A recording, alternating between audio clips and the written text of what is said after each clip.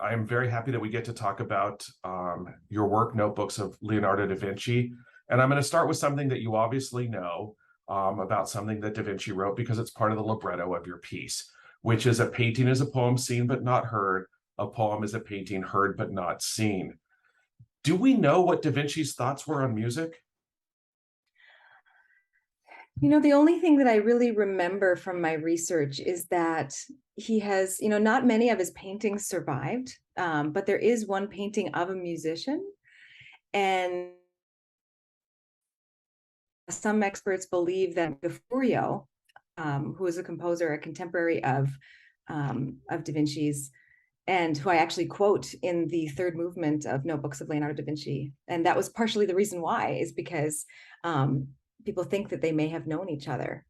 But yeah, I think he would have been very interested in the intersection of the art and music. But yeah, I don't remember anything specifically that he said about music. I'm sure I'm not an expert on his work. And that was one of the things I learned very early on, was that people have dedicated their lives to studying him. And there was just no way I was going to be able to learn everything. So he could have, yes. Is there a freedom in acknowledging that you're not an Yes. expert? Is there freedom creatively for what you could do?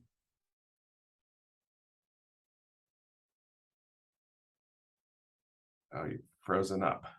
Most of us stand, right? Oh, shoot. That's Sorry, how most of us are. Oh, sorry. yeah, if you could just start that again, because you froze up there. Yeah. Well, because most of us are not experts on him, I feel like, I just had to kind of pick and choose my favorite moments, my favorite things that he said or wrote, and most people kind of know some of those things about him, but not all. But it seems like the fascination with Leonardo da Vinci is pretty common. It's widely understood that he was a genius, and so that yeah, I knew he was going to be a great subject matter to research and write about. Now, over 7,200 pages of his notebooks have survived, which meant that you had a lot to choose from. So how did you decide what resonated most with you, what you felt could work most musically? Yeah, I really had to get very picky because I could have written a 2 hour long piece. It would have been easy. There's so much to choose from and so many things that inspired me. Um, but in the end, I just had to keep whittling it down to my favorite.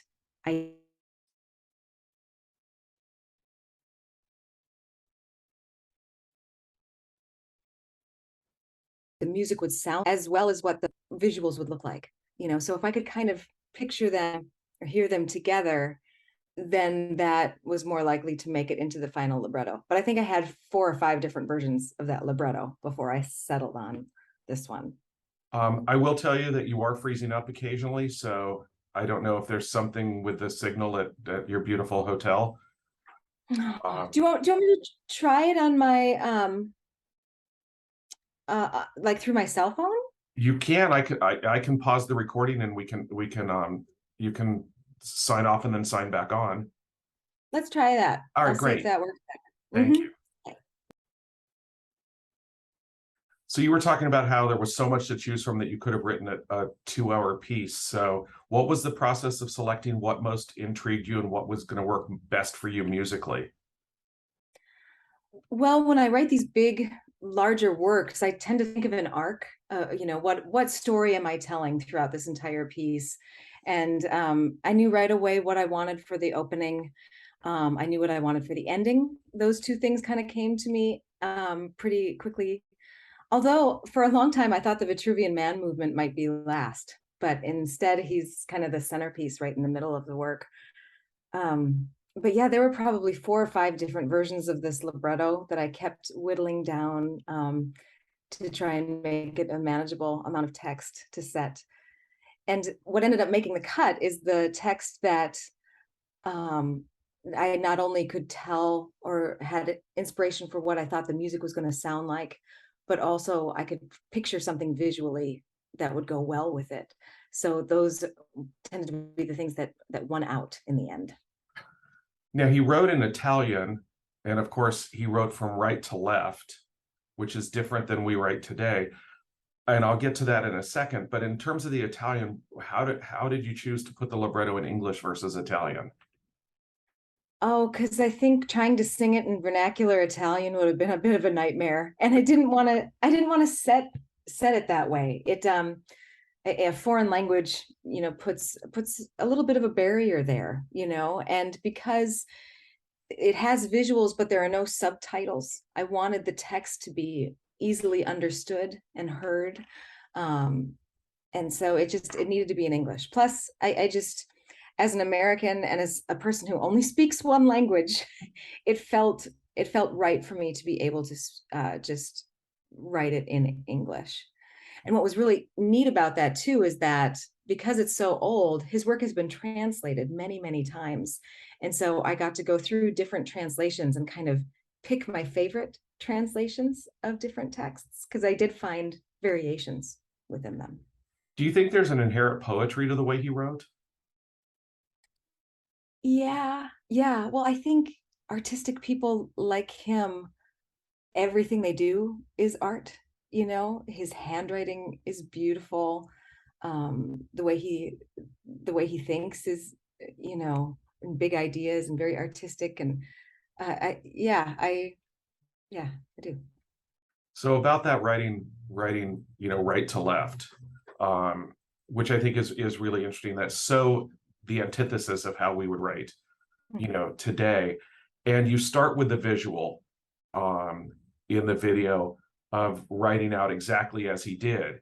And I'm wondering if that way of writing in any way influenced how you wrote the music, because it is so unique and foreign to the way we do things now. If that gave you a rhythm, particularly when you open with the flute, if there was something about that right to left that inspired you in terms of how you wrote the music. I don't really think so. I knew the visual of seeing it going across the screen was very interesting to me. And, the handwriting has its own like little loops and this kind of motion, which I tried to mimic in the flute, but I think it would have been the same either way. The handwriting worked. But one of my favorite parts about that opening is that it's like the beginning of a creative idea in which he starts and stops and then crosses something out right away. And I love that this whole piece starts with a mistake, right? It's very human and relatable, and really brings this genius, closer in. Like, oh yes, he was a person. Well, hopefully the flautist playing doesn't make a mistake in that point too, because it'll really bring it home. Yeah. Oh wait, was that right? Or was that intentional?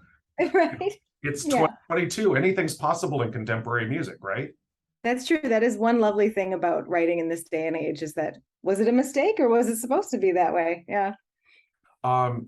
Walter Isaacson, who I'm sure you're familiar with, the author, professor of history at Tulane, said of Da Vinci, quote, "He could not afford to waste paper, so he crammed every inch of his pages with entries that seemed random, but provide intimations of his mental leaps." Now, there are far more technologically advanced ways of writing music today than there was in the Italian Renaissance. But I'm curious if your compositional process has any similarities to how Da Vinci wrote out all his various ideas. Yes. In terms of the fact that it's messy, and that like two different pieces can share the same manuscript paper. That happens a lot. I also have my own system where I have like 6 different composition notebooks. And instead of like having it so like a book, how you go from one page to the next like this, instead they're all lined up. So if anyone were ever to study my work later, they'd have to find all 6 of them and put them in order. And of course, they don't make any sense. So and there's something really beautiful about the messiness of that, because as creative people, I think we have to be willing to be messy with it.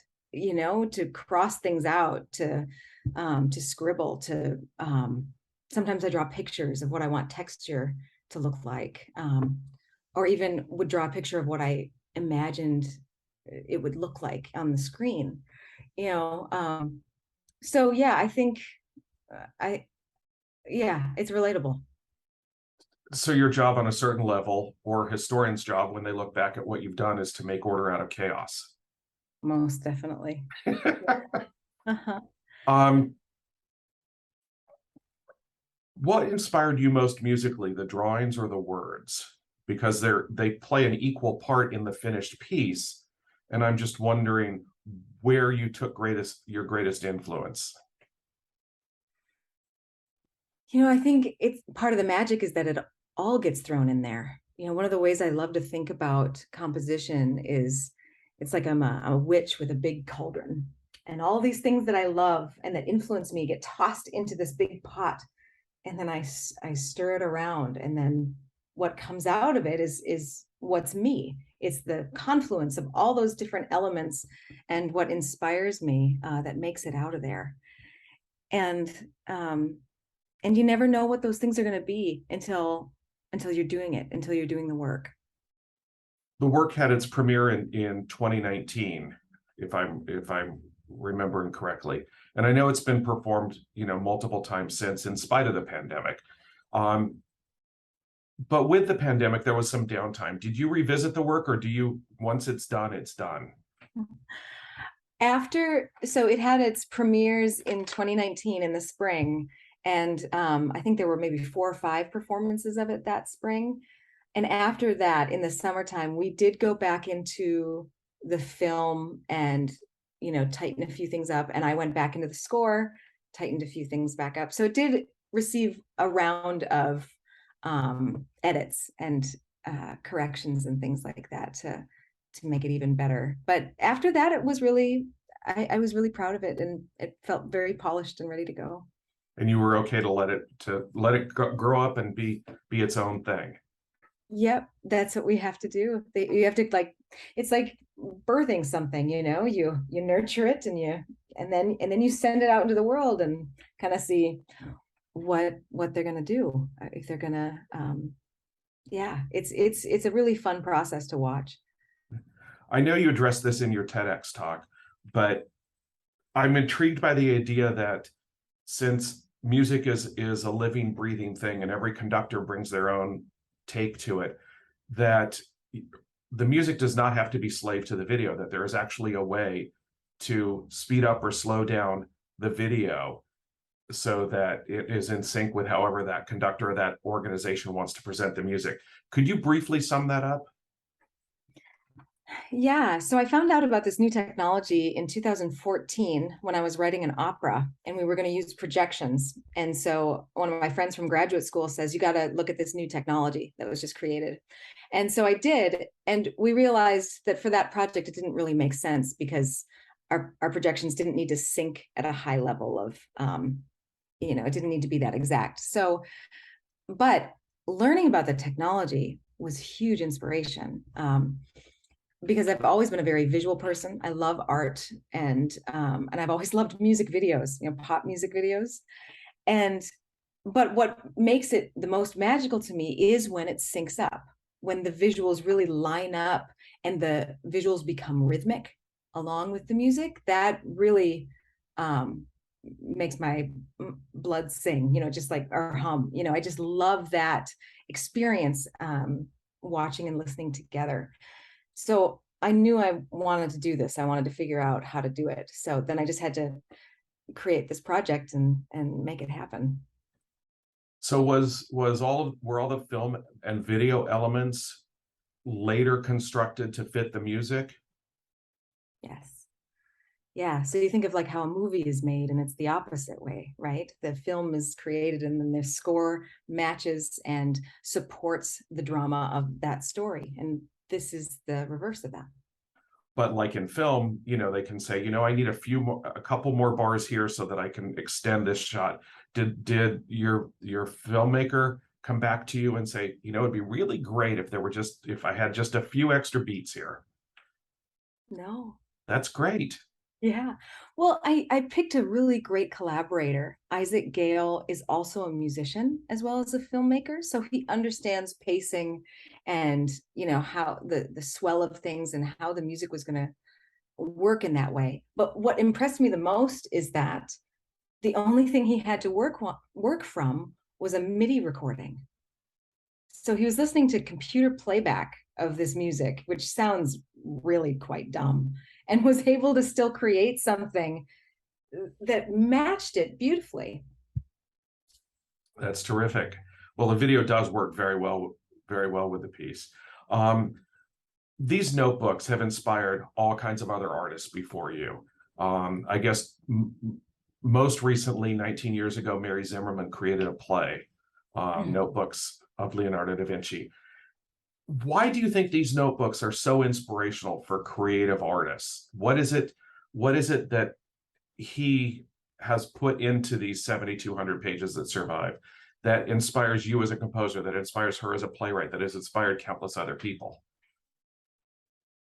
I think we're fascinated and curious about the idea of genius and what it means to be extremely intelligent and diverse in the way that we think about things. I mean, if you list all the things that he kind of figured out before everyone else did, it's an amazing list. In fact, one of the books that I was reading might have been the Walter Isaacson. It had a chart and it said, this is when Leonardo thought of this idea, and this is when it actually came to fruition. So that's an amazing thing. So how to be that endlessly creative is really, I think creative people especially just want to know how he did that. And the truth is that I think he throughout his life he remained exceedingly curious, and he lived into his 70s, I think, and was still really prolific up until that point too. And another thing that I think people love is the fact that he was known as much for his failures as his successes. And that's inspiring to those of us who fail at things before we succeed. Well, and it's funny you bring that up because I wanted to ask you about that because I've had conversations with numerous contemporary classical music writers, and they are concerned that the world doesn't allow for failure any longer. That maybe if you do one opera and it doesn't do well, that you won't get a second chance for an opera, or you write some other piece that, all right, well, we gave that person a chance, but that one really didn't work out. Is the contemporary classical music world filled with so little opportunity for failure? That's a tough question. I feel like that has not been my experience. And I haven't seen that as much because I've seen people fail. I've seen my colleagues fail, and sometimes it's like, and then they kind of go away, and and they're not in the business anymore. But I've also seen them come back and be successful again. So um, it is definitely not an easy career path to choose to be an artist, and failure is a big part of it. And um, it's there's a lot of struggle in there, but there's also just so much joy that can be found too, and satisfaction in seeing something come to fruition, especially something as big as Notebooks, which is by far the biggest thing I've ever done because of the film. Um, so I'd like to think that there is room still for failure. I like to believe in that. But you also learn more from failure than you do from success, don't you? Yeah, well, I think partially because we just take it harder. We're artists already are pretty hard on ourselves. Then you slather on some failure, and it's like, oh, do I dare try and compose today? And most days the answer is yes, because it's what I want to do. Right, right. One of the things I love about this work, Jocelyn, is that for a contemporary work, you do not shy away from melody, you do not shy away from harmony. And so much of contemporary classical music, and a lot of it I like, is built on the concept of soundscapes, and not not obvious musical structure. I mean, there's clearly musical structure, but it's a different kind of writing. And I'm wondering why that style of music is important to you and why you felt that style was going to work with this particular piece. Well, I started off as a singer-songwriter. I come from a family of musicians, and my mom and I are really the only classically trained, went to school in music in the family. In fact, I have an uncle who can basically play anything with a string. You just, and that was the environment that I grew up in. And as a singer as well, I'm deeply drawn to melody and folk melody, and I love pop music. The last movement of Da Vinci is really a pop song, I think, in a lot of ways. And um, over the years, when I was in graduate school, it was kind of frowned upon to write music that way. The other type of music that you described was what everybody else was writing, and what all the teachers were like, yes, this is it. And I would sit in the corner and kind of go, I was bored. I couldn't follow it. Or, and so over the years I just have listened to my gut more and more, and just written what is inside me.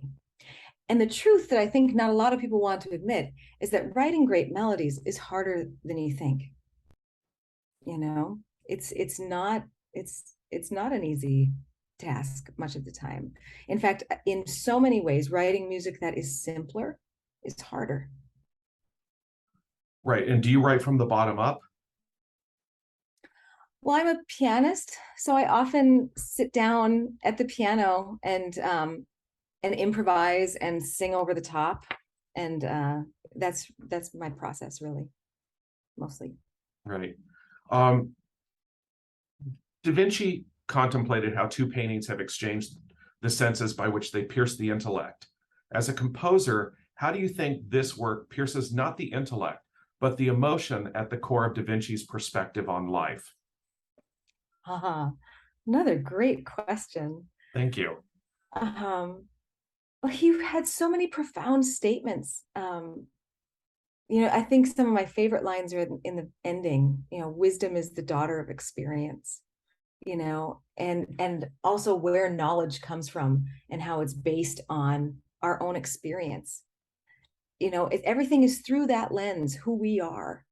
And he saw that. He saw the importance of the individual and how we see things. And yeah, and then also how we're part of something huge and we're really small. He talks about, I love that he refers to the earth as our sun in the last movement, which is also wrong. I loved the fact that it was bookended, that he made mistakes at the beginning and the end of this piece. But yeah, just realizing how small we are and how, why we're here. I think he was deeply philosophical in all of his work, and I think that comes across in the piece as well. I think you feel that when you see the sky come through in that last movement, and you hear the music for that last movement. The first decision that I made was the tempo, because I wanted it to be the heartbeat. And dance music, or a lot of pop music, is right around quarter note equals 120. And so I have that bass drum, dum, dum, dum, dum, dum. And so you feel that in your body, and you see the vastness of the sky. And then you hear these words, wisdom is the daughter of experience, coupled with his, well, it's debated upon whether or not it's a self-portrait, but the picture of the old man. Right. And just this idea that we are small and precious, and our lives are important and meaningful. I think that's what I want people to walk away with after seeing the piece. The fact that in the Italian Renaissance, where, women were at least second-class citizens at best, I love the idea that wisdom is the daughter of experience as opposed to the son. Now, clearly, daughter works better rhythmically for a composer than son, because it just lays there as a flat one-syllable word. But I mean, have you ever thought about why he chose to make wisdom the daughter? I mean, that seems like a radical idea for the time. Yeah. You know, that I never really thought about it in that way exactly before. I don't know why. Um, I think he thought very differently from a lot of the people of his time. And so that must, in a lot of ways, he must have been felt like an outlier. Um, and I'm, yeah, you know, that is a really, really wonderful question that I don't think I've ever been asked before. But also as a woman and as someone who's very much a feminist, I'm sure that's another reason why I was really drawn to that statement. Um, I always knew that it needed to be the ending. Well, it does make a terrific ending. Thank you. Um, so given the success that you've had with this piece, how does that inspire you to go in different routes with what you want to do next? Or, maybe pursue something that is in the same, sort of ballpark of that? I mean, success breeds other success if you do it right. Is that of importance to you, and what do you think that next thing might be? Yeah, well, I knew as soon as I finished notebooks that I wanted to do it again. And it turns out that one of the groups that was part of the commissioning consortium, after they did it, the conductor said, I want you to write another one. And so he commissioned me right away. And so that piece called Here I Am is premiering in January in Tucson. And so I expanded upon it a little bit. It's SATB choir orchestra projections, soprano soloist, and girls choir that comes in, and it's all about the validation of women's voices. And so I'm really excited about that project called Here I Am. I do have I think a great idea for a purely symphonic work. But my name isn't really big enough yet, especially in the orchestra world, to land that kind of a commission. So I have to figure out how to make that happen. Um, and right now I'm in opera world. I'm finishing up an opera for Minnesota Opera that will premiere this coming spring. Terrific. Yeah. Well, it's been lovely to talk to you. I appreciate your taking time, particularly when you're on the road, Mhm. to do this. Are you all right with my posting our conversation on our YouTube channel? Yeah. Yeah. Terrific. Thank you for asking.